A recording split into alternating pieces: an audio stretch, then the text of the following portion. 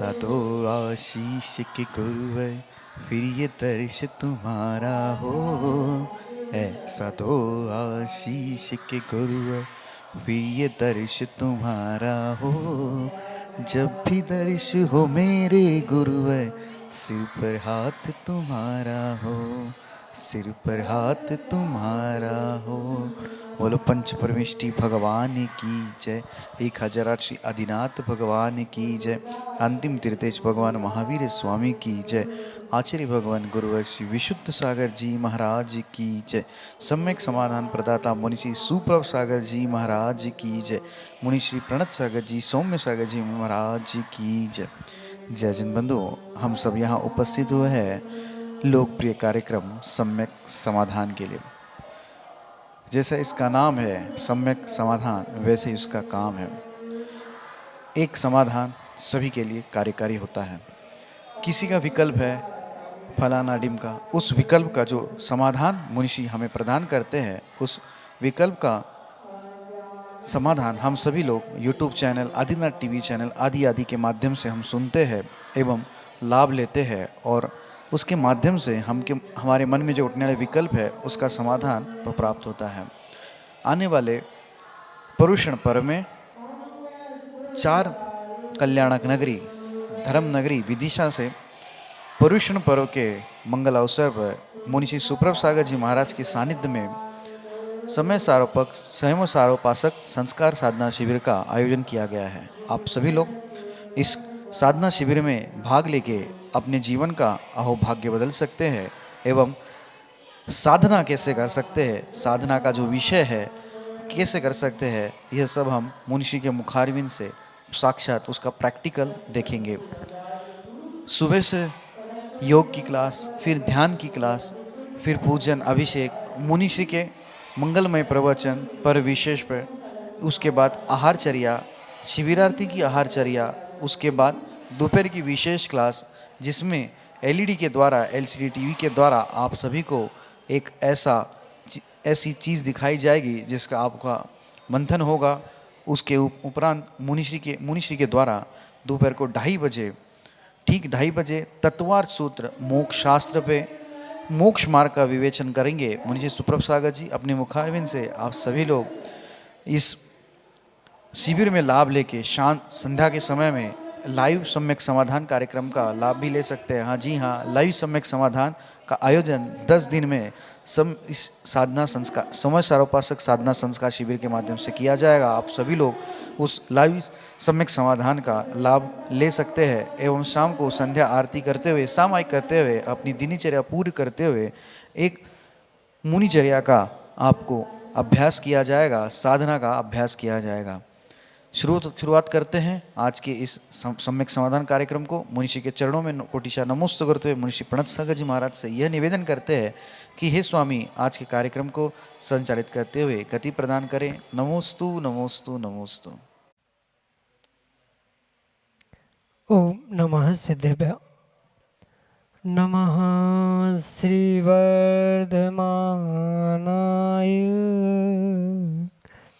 निर्धूत कलिलात्मने सालोकानां त्रिलोकानां यद् विद्यादर्पणायते, यद् विद्यादर्पणायते। पंच परमेष्टि भगवान की परम पूज्य आचार्य भगवंत गुरुवर विशुद्ध सागर जी मुनि महाराज की, परम पूज्य मुनि श्री सुप्रभ सागर जी महाराज की,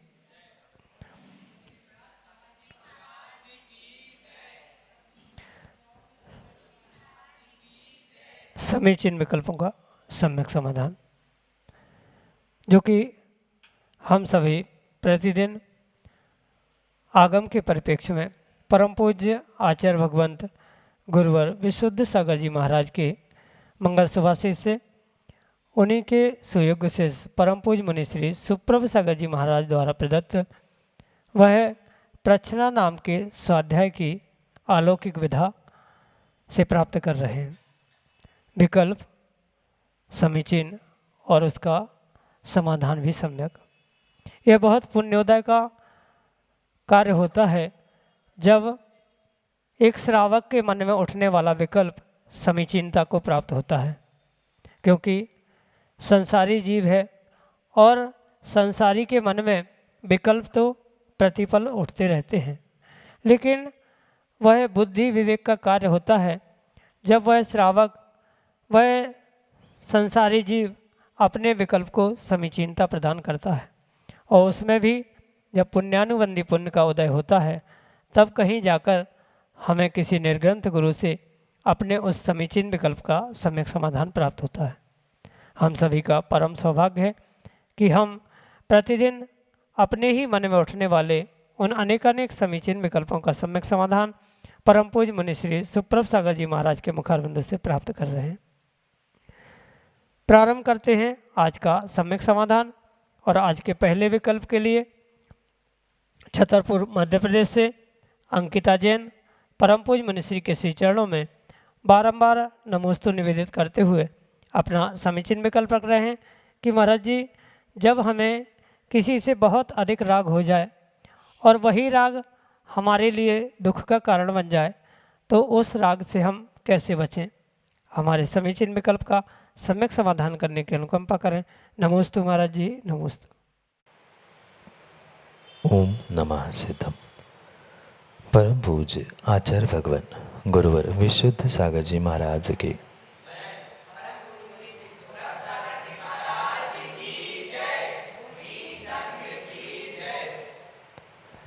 आचार्यों ने इस संसार में दुख के दो ही कारण बताए, एक राग और दूसरा द्वेष।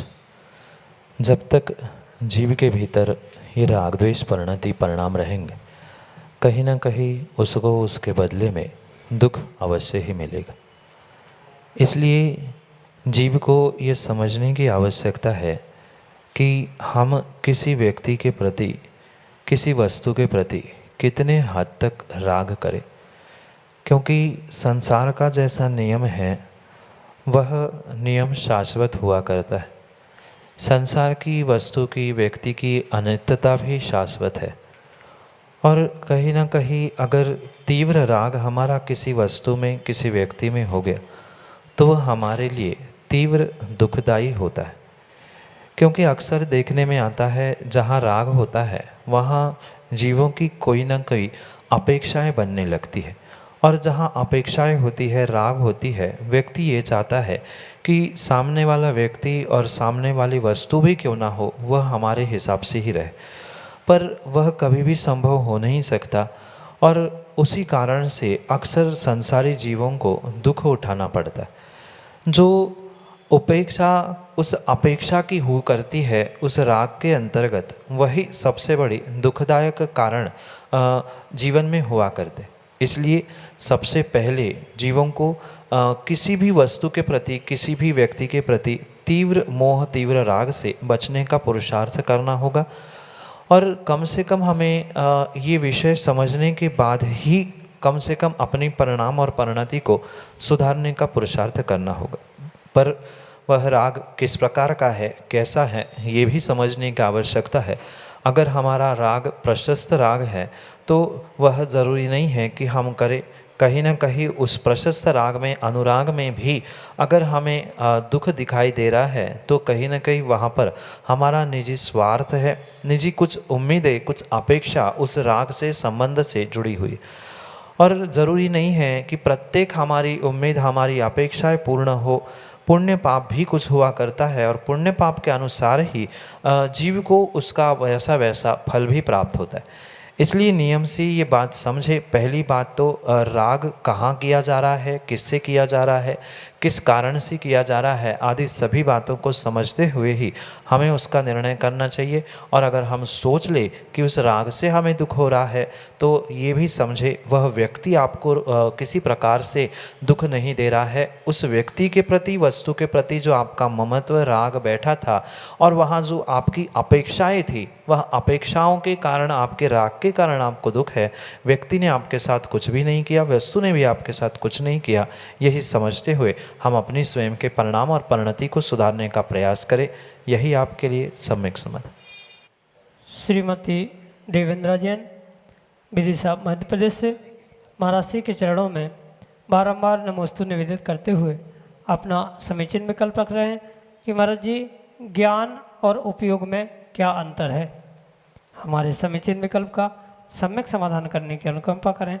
नमोस्तु महाराज जी, नमोस्तु। ज्ञान और उपयोग दोनों भी जीव के निमित्त से ही समझने की आवश्यकता है, और दोनों में कथनचित अंतर है और कथनचित अंतर नहीं भी है। अगर हम गुण की अपेक्षा से देखें तो वहाँ ज्ञान को गुण कहा जाएगा, उपयोग किसी भी प्रकार से जीव का गुण नहीं है, क्योंकि किंचित किंचित कुछ अपेक्षाओं को बदलने के निमित्त से कथन भी बदल जाता है और वस्तु का स्वरूप भी उन अपेक्षाओं से नयों से बदल जाता। इसलिए अवश्य समझे, जो ज्ञान कहा जाता है वह पूर्ण रूप से जीव के गुण के स्वरूप स्वीकार किया जाता है, और जो उभय निमित्त के कारण से यानी अंतरंग बहिरंग निमित्त के कारण से जो चैतन्य का यानी चेतनात्मा का जो अनुविधायी परिणाम है, उस अनुविधायी परिणाम को ही उपयोग कहा जाता है। और वही उपयोग ज्ञानोपयोग और दर्शनोपयोग की अपेक्षा से दो प्रकार का होता है, ऐसा आचार्य भगवंतों ने समझा। भले ही वस्तु वही है, पर उसी वस्तु को भिन्न भिन्न तरीके से भिन्न भिन्न दृष्टि से देखते समय वह ज्ञानोपयोग कहा जाएगा, तो वह चैतन्य का यानी जीव का अविनाभावी स्वरूप समझाने के लिए, परिणति परिणाम समझाने के लिए प्रयोग में लाएगा। और जब गुणों का व्याख्यान होगा, गुणी का व्याख्यान होगा, तब पूर्ण रूप से उसे मात्र ज्ञान ही कहा जाएगा। कहने के लिए दोनों भी पूर्ण रूप से चेतन में, जीव में ही होने वाले, वह स्वरूप से ही प्राप्त होने वाले वह गुण रूप ही है, पर जब उसे गुण रूप देखा जाएगा तो वह ज्ञान गुण मात्र होगा, और वही उपयोग के दृष्टि से देखा जाएगा तो वह ज्ञानोपयोग के रूप से ही वहाँ उसे स्वीकार करना होगा। इसलिए वस्तुतः उन दोनों में किसी भी प्रकार से कोई भी अंतर नहीं है, ज्ञान ही ज्ञानोपयोग रूप होता है, पर वह मात्र कथन की अपेक्षा से भिन्न भिन्न प्रकार का माना जाता है। जैसे एक ही जीव द्रव्य है, पर वह बेटे की अपेक्षा से पिता है और पिता की अपेक्षा से बेटा है, ऐसे ही जैसे अपेक्षा बदलती है वैसा ही उसका स्वरूप, उसका कथन बदलता है। बिल्कुल ऐसा ही जब गुण्यते पृथक क्रियते, इस प्रकार से जब गुण की परिभाषा हम करेंगे तो वहाँ ज्ञान को गुण माना जाएगा, और उपयोग की दृष्टि से अगर देखा जाएगा, चैतन्य के अनुविधायी परिणाम की अपेक्षा से देखा जाएगा, तो उस ज्ञान को ही ज्ञानोपयोग के रूप में उपयोग के अंतर्गत ग्रहण किया जाएगा। उपयोग के दो भेद बताए गए मुख्यतः से, ज्ञानोपयोग, दर्शनोपयोग। अन्य भी उपयोग के बहुत सारे भेद प्रभेद बताए गए हैं, शुभोपयोग, अशुभोपयोग, शुद्धोपयोग।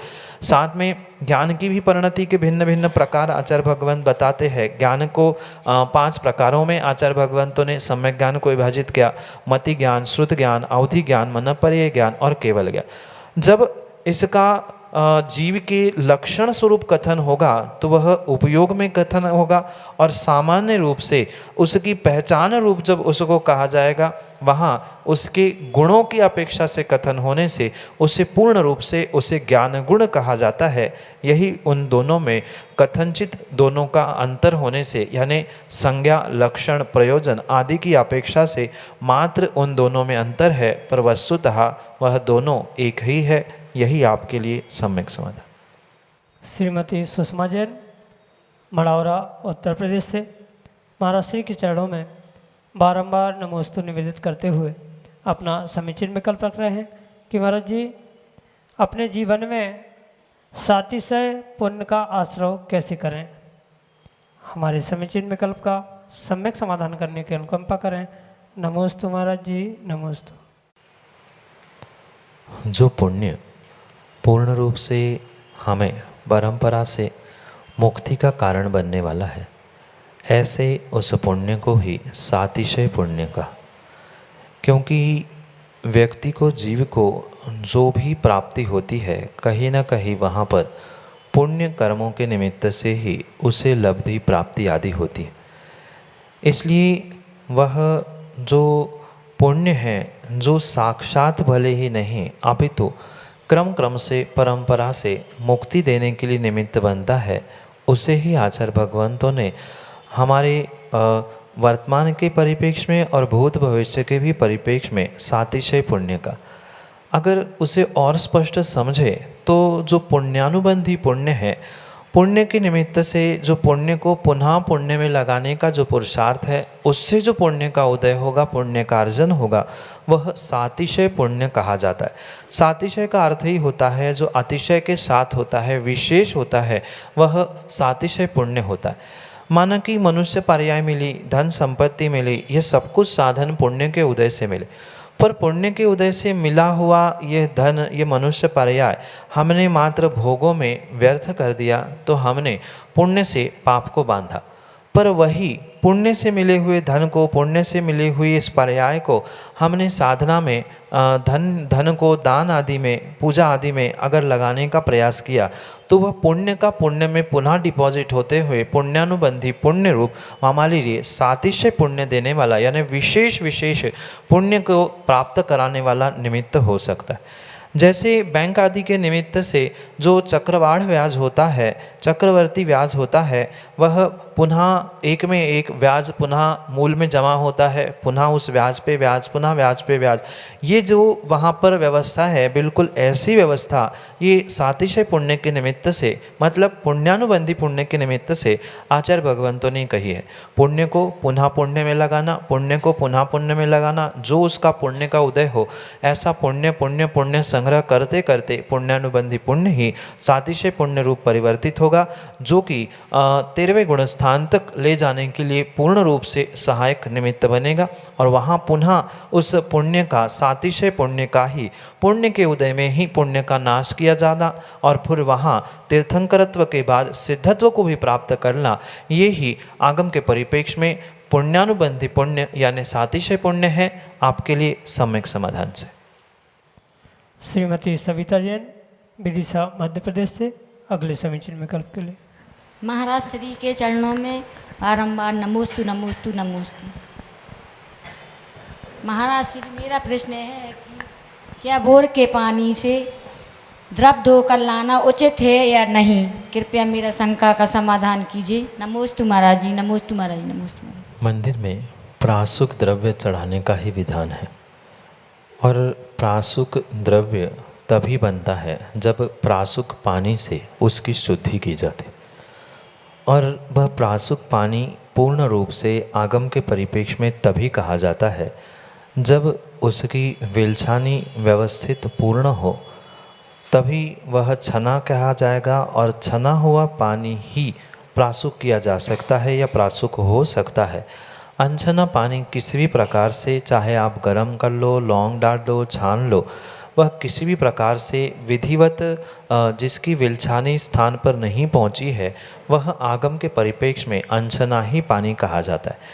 इसलिए ऐसे उस अनछने पानी, जैसे कि बोर आदि के माध्यम से, हैंडपंप आदि के पानी माध्यम से जो पानी प्राप्त होता है, उसकी विलछानी आप उसी स्थान पर नहीं भेज सकते।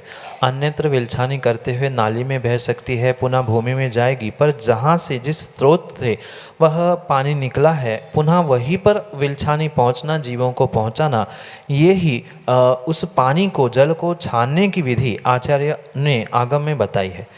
इसलिए अगर बोर के पानी में विलछानी हो रही थी तो वह प्रासुक पानी करने की, प्रासुक द्रव्य करने के लिए निमित्त बन सकता था, पर जो बोर का पानी किसी भी प्रकार से उसकी विलछानी यथास्थान, यानी जहाँ से पानी निकला है वहाँ नहीं पहुँचती, इसलिए कहीं ना कहीं वह पानी पूर्ण रूप से अनछना माना जाता है। और ऐसे पानी से भले ही आप उसको गर्म करते हुए या उबालते हुए भी द्रव्य धो रहे हो, तो कहीं ना कहीं वह दोषपूर्ण ही है। इसलिए कुएं के ही पानी का, शुद्ध कुएं के पानी का प्रयोग करते हुए ही हम जल को भी और अपने द्रव्य को भी प्रासुक करें, तो ही हमारे लिए वह विशेष पुण्यदायी होगा। यही आपके लिए सम्यक समाधान। अर्चित जैन, विदिशा मध्य प्रदेश से, अगले समीचीन विकल्प के लिए। महाराज जी के चरणों में त्रिवार नमोस्तु नमोस्तु नमोस्तु। महाराज जी, मेरा प्रश्न ये है कि आहार देते समय हम मन शुद्धि, वचन शुद्धि, काय शुद्धि क्यों बोलते हैं? क्योंकि मन तो कभी शुद्ध नहीं होता, उसमें तो कितने विकल्प आते हैं, तो इस कारण हमारा मन तो कभी शुद्ध हो नहीं सकता। तो कृपया मेरे समीचीन विकल्प का सम्यक समाधान कीजिए। नमोस्तु महाराज। मुनिराज जो श्रावकों के चौके में आहार ग्रहण करते हैं वह पुद्गल के टुकड़ों के भूखे होते हैं इसलिए नहीं, अपितु नवदा भक्ति के भूखे होते हैं। मतलब बिना नवदा भक्ति के वे कभी भी किसी भी प्रकार से किसी भी चौके में किसी भी श्रावक के घर में आहार ग्रहण नहीं करते। और नवदा भक्ति में जैसे पड़गाहन, पूजा आदि कार्य होते हैं, वैसे ही आहार जल शुद्ध और मन शुद्धि, वचन शुद्धि, काय शुद्धि, आहार जल शुद्धि ये बोलना आवश्यक ही नहीं अपितु अनिवार्य ही हुआ करता है। अगर आप किसी भी प्रकार से उन शुद्धि को बोलते समय या नवदा भक्ति में किसी भी प्रकार से कोई विकल्प खड़ा कर रहे हैं या नवदा भक्ति पूर्ण नहीं कर रहे हैं, तो पूर्ण रूप से ये बात समझे कि वह किसी भी प्रकार से मुनिराज आपके द्वारा दिए हुए आहार को ग्रहण नहीं करेंगे। इसलिए मन शुद्धि, वचन शुद्धि और काय शुद्धि ये बोलना आवश्यक ही नहीं अपितु अनिवार्य। पर विशेष बात ये समझे, जैसे कि आपको विकल्प है कि माना कि मन शुद्ध नहीं है तो क्या हम आहार दें? अगर मन शुद्ध नहीं है और झूठी झूठी ही हम वहाँ कह रहे हैं मन शुद्धि, वचन शुद्धि, माना कि कभी शरीर कपड़े भी सोले में नहीं होते पर फिर भी आप ऐसा कह रहे हैं, तो पूर्ण रूप से हमारे लिए वहाँ मायाचारी का दोष अवश्य ही लगेगा। जितना पुण्य का आश्रव आपने वहाँ नहीं किया दान देते समय, उससे कई अधिक गुना आपने मायाचारी करते हुए पाप का आश्रव कर लिया, क्योंकि मन शुद्ध नहीं था तो आपने मन शुद्धि बोलते हुए नवदा भक्ति कैसे की। अगर आपका मन आहार देते समय हमें ये लग रहा है कि कुछ विकल्प है, कुछ दिक्कत है, कुछ हम सोच रहे हैं, तो पूर्ण रूप से उन दिनों में, उन समय में मुनिराजों को आप आहार ना दें, क्योंकि आपकी मन की अशुद्धि, वचनों की अशुद्धि और शरीर की अशुद्धि, वस्त्रों की अशुद्धि कहीं ना कहीं मुनिराज की चर्या पे, मुनिराज के स्वास्थ्य पर प्रभाव डालने वाली होती ही होती है। इसलिए पहले अपने मन को शुद्ध करें और उसके बाद ही मुनिराज को आहार देने के लिए पहुँचे।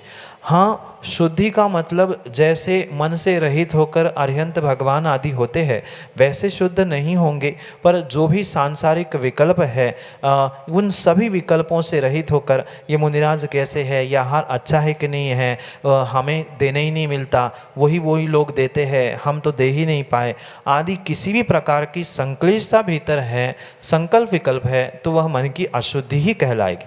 और पूर्ण रूप से मन की शुद्धि के साथ ही आहार दिया जाता है, और मन की शुद्धि नहीं है तो नवदा भक्ति नहीं है और मुनिराज आहार ग्रहण नहीं करें।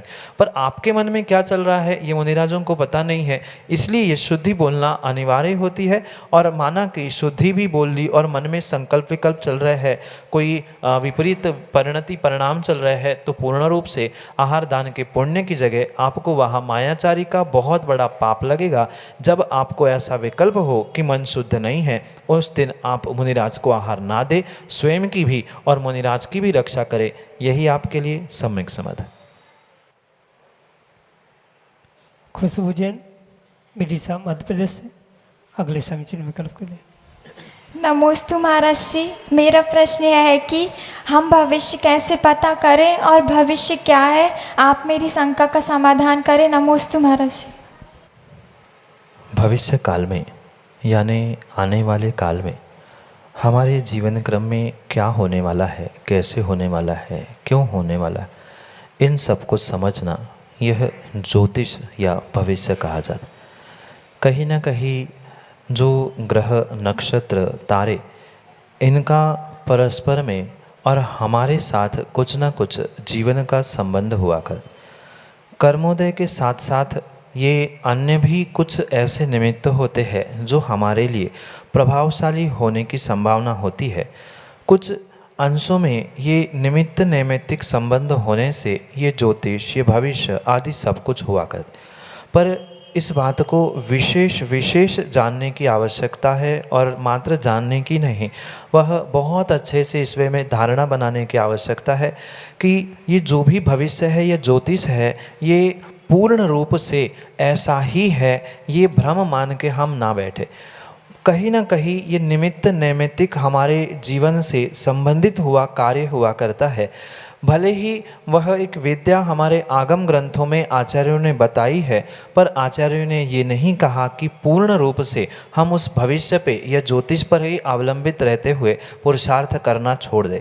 पुरुषार्थ का जो आने वाले समय में मिलने वाला फल है उसको ही कथनचित भविष्य कहा जाता है, और भविष्य काल में होने वाले उसको पहले ही समझ लेना ये ज्योतिष शास्त्र के निमित्त से आगम में बताया गया है। कुछ ना कुछ किसके जीवन में क्या होगा मात्र हाथों की रेखाओं से ही नहीं, कुंडलियों से नहीं, अपितु व्यक्ति के उठने बैठने, हंसने बोलने चालने आदि आदि क्रियाओं से, लक्षणों से, चेहरे से आदि बहुत सारे निमित्तों से ये नैमित्तिक संबंध जाने जाते हैं। ग्रह तारे नक्षत्र ये भी निमित्त होते हैं। इनके अलावा भी बहुत सारे ऐसे निमित्त होते हैं जिनका प्रभाव हमारे जीवन में होता है। उनको समझना, उनको समझने का जो साधन है वह ज्योतिष है, और जो समझा जाता है वह भविष्य है। इसलिए उस भविष्य को प्राप्त करने के लिए हम आज से अच्छा पुरुषार्थ करें तो नियम से ही हमारा भविष्य अच्छा होगा।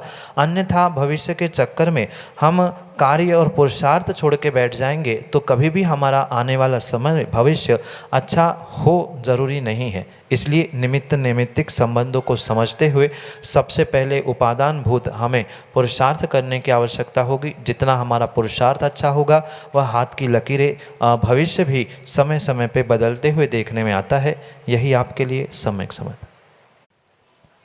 आगम जैन पुरवाल, विदिशा मध्य प्रदेश से अगले समीचीन विकल्प के लिए। तीनों मुनिराजों को मेरा नमोस्तु नमोस्तु नमोस्तु। मेरा प्रश्न ये है कि मुनि दीक्षा के समय मुनि राजों के नाम क्यों बदल देते हैं? कृपया मेरी समीचीन विकल्प का सम्यक समाधान कीजिए। नमोस्तु महाराज। दीक्षा के उपरांत श्रावक का नाम बदल के मुनिराजों के नाम रखे जाते हैं। ये वर्तमान में शुरू हुई परंपरा है। पहले पूर्व काल में जो राजा जिस नाम से राज्य करता था उनको उन्हीं नाम से ही मात्र मुनिराज करते हुए उनको संबोधित किया जाता था। पर वर्तमान में कुछ पंचम काल के प्रभाव से, जीवों के परिणाम परिणति के कारण से जो वर्तमान में राग द्वेष के और पूर्व संस्कारों की प्रबलता होने से ये वर्तमान में व्यवस्थाएं बनाई गई है कि श्रावक की दीक्षा जब होती है तब उसके श्रावक अवस्था के नाम को बदल के अन्य किसी नामों से उसे संबोधित किया जाता है। क्योंकि अगर पूर्व ही नाम से जैसे अभी तक इतिहास में या भूत में पहले कालों में होता था, पुराने ही नामों से मुनिराज कह के उन्हें संबोधित किया जाता है तो कहीं ना कहीं उनका राग पुनः पुरानी बातों पे जाता है, पुराने संबंधों पे पहुंचता है। इसलिए वर्तमान में नाम बदलने की परंपरा प्रारंभ हुई। पहले काल में ये व्यवस्था नहीं थी, पर वर्तमान में कहीं ना कहीं वह राग की परिणति जीव के भीतर ना आ जाए। पूर्व पर्याय में यानी गृहस्थावस्था में, श्रावक अवस्था में कुछ ऐसे कार्य किए, पूर्व घटनाएं, पूर्व भोग, पूर्व कार्य उन्हें याद ना आ जाए, पूर्व संबंध याद ना आ जाए, इसलिए पूर्ण रूप से वहाँ पर श्रावकों का नाम बदल के उन मुनिराजों को विशेष संबोधन किया जाता है। यही आपके लिए सम्यक समाधान। जय जन बंधुओं, हम सभी लाभ ले रहे थे लोकप्रिय कार्यक्रम सम्यक समाधान का। प्रतिदिन ये कार्यक्रम 5:13 पे YouTube चैनल सुप्रभात के माध्यम से प्रसारित होता है एवं ठीक शाम को 4 बजे आदिनाथ टीवी चैनल के माध्यम से भी ये कार्यक्रम का प्रसारण होता है। आप सभी लोग घर बैठे YouTube चैनल और आदिनाथ टीवी चैनल के माध्यम से सम्यक समाधान इस कार्यक्रम का लाभ ले सकते हैं। अगर आप इस कार्यक्रम से जुड़ना चाहते हो, कार्यक्रम के माध्यम से अपने विकल्प का सम्यक समाधान प्राप्त करना चाहते हो तो हमारा व्हाट्सएप का नंबर 8707548811 जो नीचे पट्टी पे स्क्रॉल पे चल रहा है, आप उसके माध्यम से हमें अपने विकल्प पहुंचा सकते हैं और हम सभी लोग मुनिषी के मुखारविंद से सम्यक समाधान प्राप्त करेंगे आपके विकल्पों का। samyak.samadhan@gmail.com यह हमारी जीमेल की आईडी है। आप उस जीमेल की आईडी पे भी अपने विकल्प भेज सकते हैं और विकल्प का सम्यक समाधान प्राप्त कर सकते हैं। आने वाले पर्युषण पर्व में धर्मनगरी विदिशा में समय सारोपासक साधना संस्कार शिविर का आयोजन किया जा रहा है। आप सभी लोग इस साधना संस्कार शिविर में लाभ लेके अपने जो संस्कार है, अपनी जो साधना है, उसको आप गति दे सकते हैं। मुनिश्री के सानिध्य में पूरे दिन भर के कार्यक्रम सुबह से लेके शाम तक, सुबह ध्यान, योग एवं पूजा अभिषेक के बाद मुनिश्री के प्रवचन पर विशेष प्रवचन, और दोपहर में एक विशेष क्लास 1:30 बजे से एवं 2:30 बजे से मोक्ष शास्त्र पे एक विशेष क्लास मुनिश्री के द्वारा LED के माध्यम से आपको दी जाएगी। आप सभी लोग उस कार्यक्रम का लाभ लेते हुए अपने पर्युषण पर्व को अच्छी तरह से मना सकते हैं। और यह अधिक जानकारी के लिए आप नीचे पट्टी पे जो स्क्रॉल पे नंबर चल रहा है, उसके माध्यम से आप हम तक संपर्क कर सकते हैं। आज के लिए इतना ही। मुनिश्री के चरणों में कोटिशा नमोस्तु करते हुए आज के सम्यक समाधान कार्यक्रम को यही पे विराम देते हैं। नमोस्तु नमोस्तु नमोस्तु।